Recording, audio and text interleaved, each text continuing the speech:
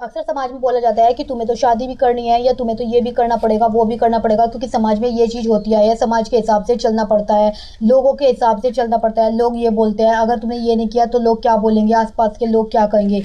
मैं आपको एक सीधी सी बात बोलती हूँ।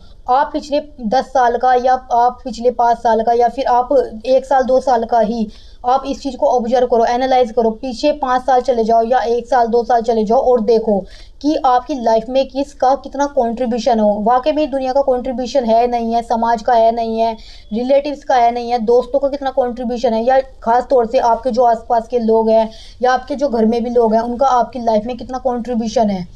आप कोशिश कीजिए इस चीज़ को एनालाइज करने की, इस चीज़ को ऑब्जर्व करिए। आप पिछले 2 साल जाके या 5 साल जाके आप देखिए, जब आप रात को बीमार पड़े हो किसने आपको पानी दिया, आपके तन पर कपड़े नहीं दिए किसने आपको कपड़े पहनाए, किसने आपको कपड़े दिए।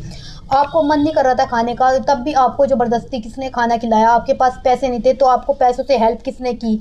आपके पास कौन आया था आपके करियर के बारे में बात करने के लिए, या आप अकेले थे, आपको बोरियत से बचाने के लिए कौन आया था, या आपको कोई प्रॉब्लम थी तो कौन आया था। किस इंसान का कितना रोल था, दुनिया का कितना आपकी लाइफ में रोल है, इस चीज़ को देखिए और अपनी सिचुएशन को समझने की कोशिश कीजिए। अगर आप अपनी सिचुएशन को देखते हुए, अपने आप को देखते हुए समझते हुए आप अपनी लाइफ में आगे बढ़ोगे, तब आपको समझ में आएगा क्या वाकई में इस दुनिया का, इस सोसाइटी का आपकी लाइफ में कोई कंट्रीब्यूशन है भी या नहीं।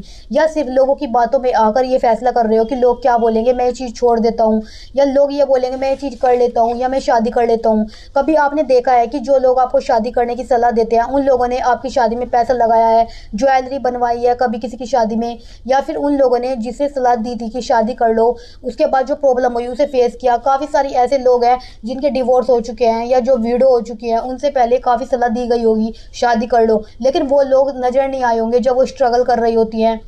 दुनिया की बातों को, समाज की बातों को साइड कर दो।